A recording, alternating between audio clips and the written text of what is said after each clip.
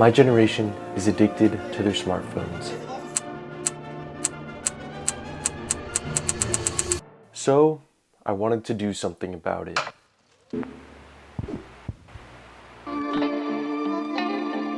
Shoot, I don't know how to get to the airport. I don't have my maps, I have this.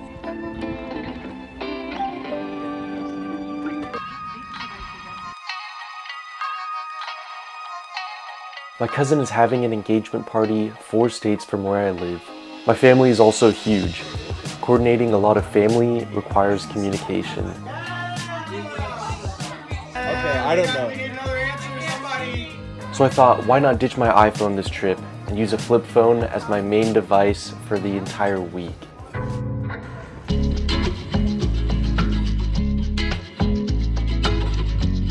Oh, that's a sweet potato. That's what it was. We don't really see those often. My love's like a black hole sun, so bright when it burns, so dark when it's done. So hard to relate to when I find myself tripping off that blunt, tripping off this blunt, so I might be blunt if I do confront you. Growing up in Gen Z, I would use my smartphone constantly. I was on it so much, I looked up from my phone and realized I'm in a place I don't like. Life was passing me by and I wasn't enjoying it. I realized all the noise of the world was drowning my best self out. So I quit the things that suppressed me. Life was good until I reinstalled the apps on my iPhone again. Turns out these devices are pretty addicting. I remember seeing videos about Gen Z using dumb phones, so I made the call and bought a Japanese flip phone.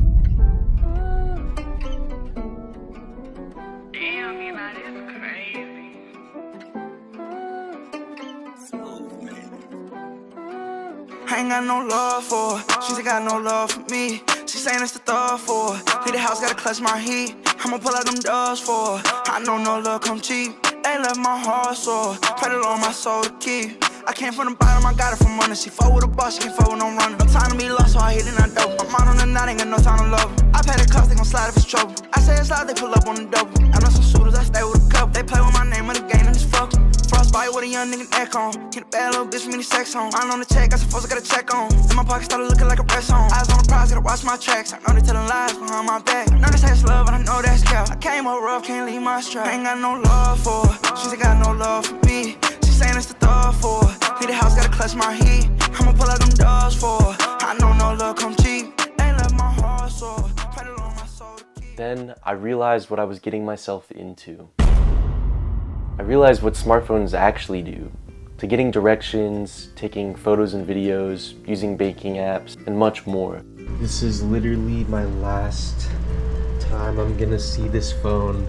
I'm airdropping all my last photos and such. Every essential app has been transferred to my iPad because I might need like banking stuff. I am legitimately, I feel like anxious because I don't know, I just feel so limited. I low-key am like scared. I think it makes me anxious because of like, I'm not sure if there will be an emergency and I really need to do something, but it's just becoming so real. I don't know if it's just my generation, but like it actually feels scary. It gives me anxiety. Ain't that crazy? I don't know, I'll see.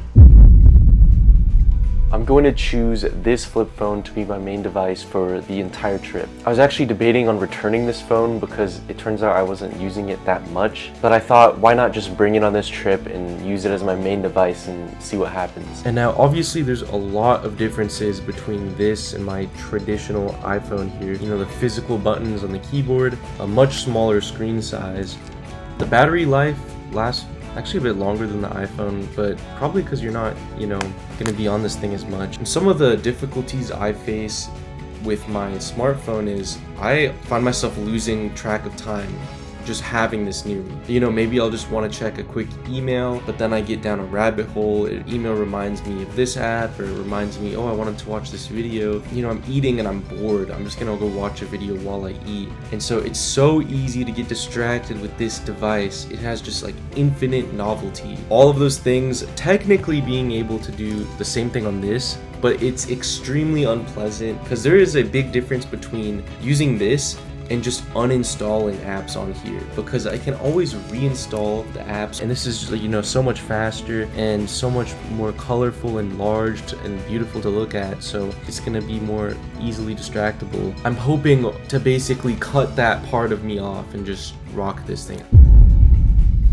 Honestly, so far in this trip, using the flip phone isn't that bad. You're fired. What the? What's been the most difficult thing about changing to the flip phone? No TikTok. Probably I'm like too peaceful, too happy. Sure, some things are more difficult, like just getting the boarding pass on it was hard. Also, there's a slight unease of not having extremely quick access to people and resources my smartphone provides.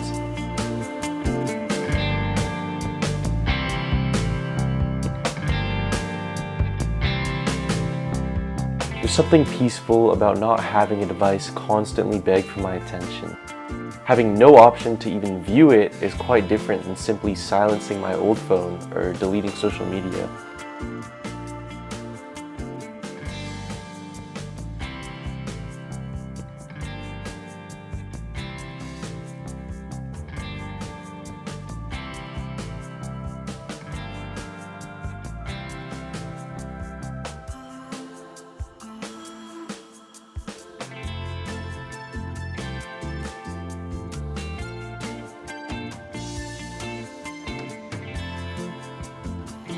Also, traveling on my birthday was pretty cool.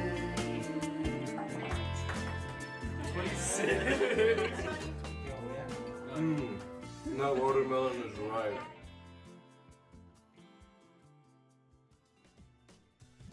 So after traveling, day 2, we arrive at one of my uncle's houses. Welcome to the vlog, guys. Welcome to the vlog. We got a second vlogger. Second vlogger.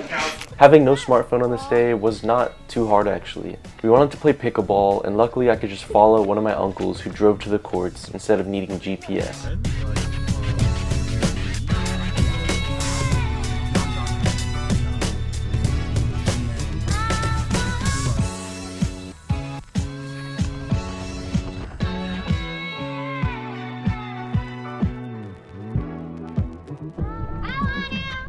Peter!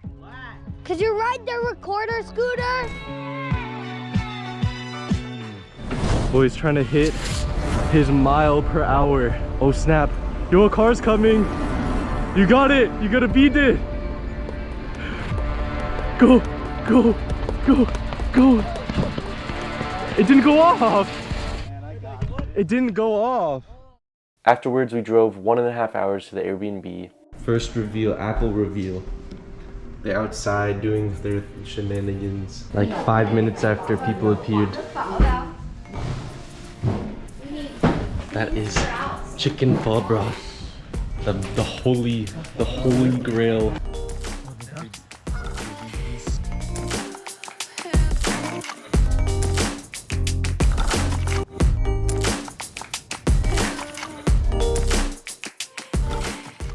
My name is Bear Grylls, and we're gonna be entering the mosquito zone.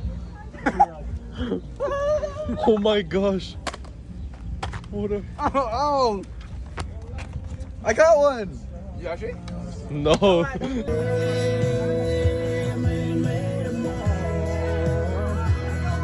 You got one?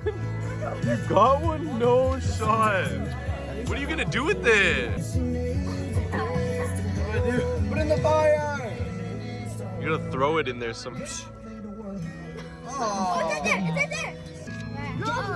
Oh wait, I see it. It is. Yeah, Noah! Oh! It started attacking Noah. It knew who caught it.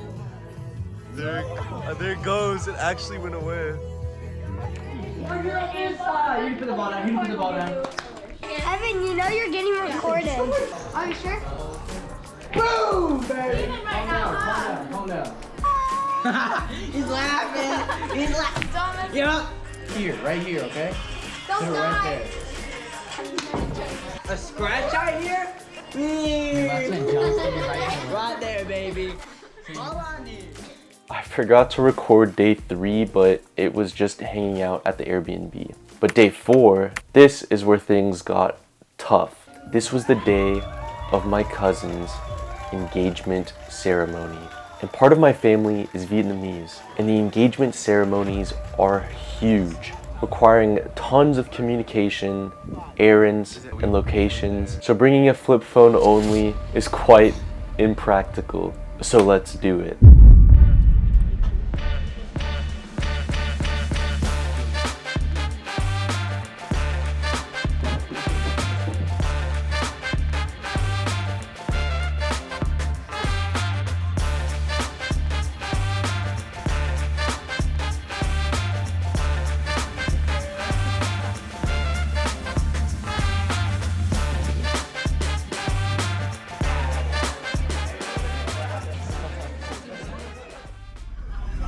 This is my second oldest cousin, Eric, and he's been a good role model for the most part growing up.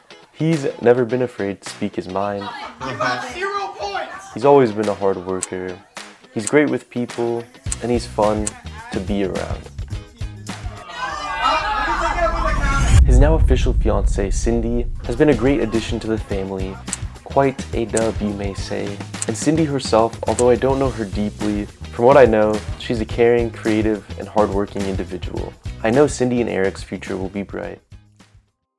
So the Vietnamese tea ceremony is a crucial part of Vietnamese wedding traditions, symbolizing a happy married life and communion between two families. The groom's family will prepare 7 gifts and bring 6 of them in these liqueur boxes called mem qua. I probably butchered that in Vietnamese, but Mâm quả. I do not speak Vietnamese, by the way. The 7 gifts involve betel and areca leaves, symbolizing marriage. Betel leaves represent the wife and areca leaves represent the husband, and when combined, it symbolizes their bond. Fruits and traditional cakes represent fertility and prosperity, wishing the couple a fruitful and prosperous life together. Wine, a symbol of sharing happiness and sorrow. Sticky rice, the red color symbolizing good fortune and happiness, and its sticky texture represents the couple sticking together. Get it? Because it's like sticky rice. Green tea, purity and sustainability, wishing the couple a long-lasting, harmonious marriage. A roasted pig, my all-time favorite, represents wholesomeness to show the groom came with sincere intentions. The overall purpose is to honor the past while celebrating the future. Soon to be married unto God. You can do what he said, love one another as I love you. Amen. Congratulations.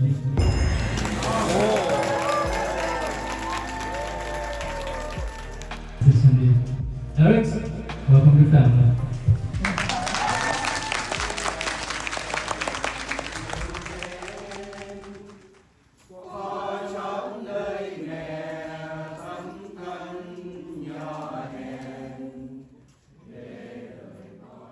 We had so much fun. We played volleyball. I tried in my Sanji cosplay, but then I realized this is hard, so I got serious and had a blast because Eric and Cindy's friends were actually really good. We went back to the Airbnb, played a cornhole. Oh, yeah. My little cousins annoyed me. Please. And my other little cousin beat me at speed. In moments like these, having no smartphone was perfect. Truly enjoying the time spent with family is all I could ask for. I wasn't worried about posting to my story, checking an email, or worried about what anyone else online was doing. I was truly present, and maybe that's what our habitual phone use has been bringing us away from. We feel more present and connected to our friends and family in moments of checking social media, but it's a false sense of present, taking us away from reality. And not having the ability to check that false sense of the present was peaceful. Albeit, I'm figuring out how difficult it is in moments where I do need my smartphone.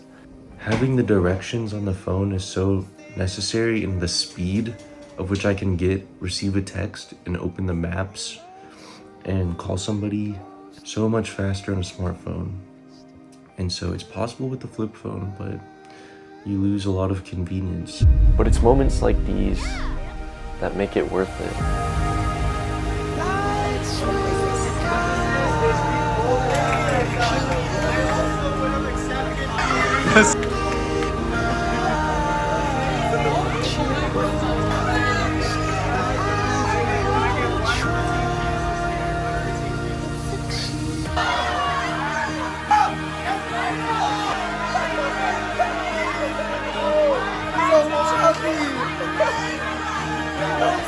He's realizing. I know.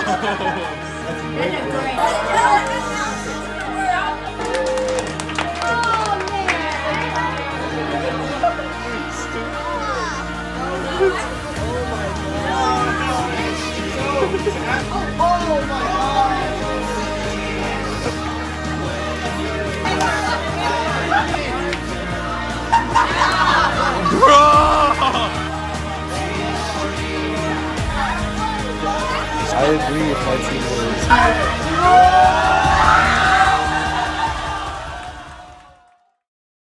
Reflecting on this trip, I realized what using a dumb phone and the reality of this experiment was for me. The reality was, I broke the test of this experiment many times. I used my smartphone almost every day, in fact.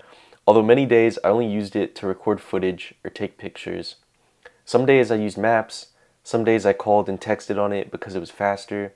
Some days I used it to check our family group chat.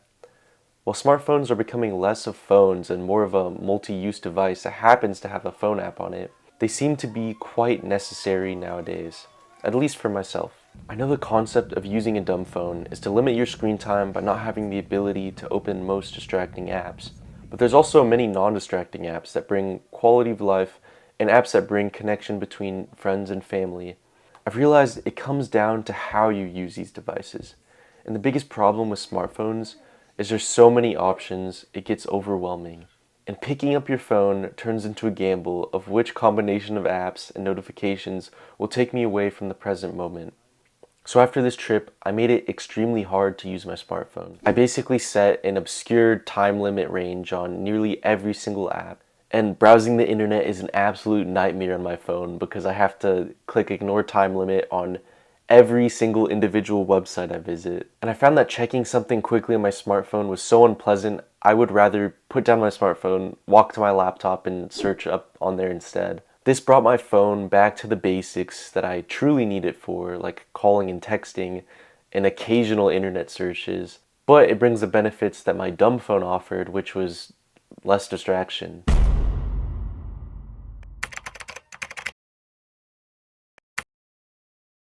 It was a fun experiment overall, but it's time to say goodbye to this bad boy. It did good. It was fun setting up the flip phone, getting music, audiobooks I didn't listen to, and using flashcards on it for 10 minutes. I got to empathize with my older sisters and learn the pain of typing on one of these things. The front screen on the device showcasing the date and time was cool, and the camera had that old 2000s vibe to it, even though this phone came out in 2021 technically. But the fact is, I don't see myself using this again. I value having GPS, being able to take high quality photos and videos on a whim, and communicating with loved ones easier. My generation may still be addicted to their smartphones, but I believe we're becoming more aware of this. And although I failed to go without mine for a week, I've become much more aware of my smartphone usage. And I'm on the road to eliminating unnecessary distractions, to allow focus on the things that are more important to me.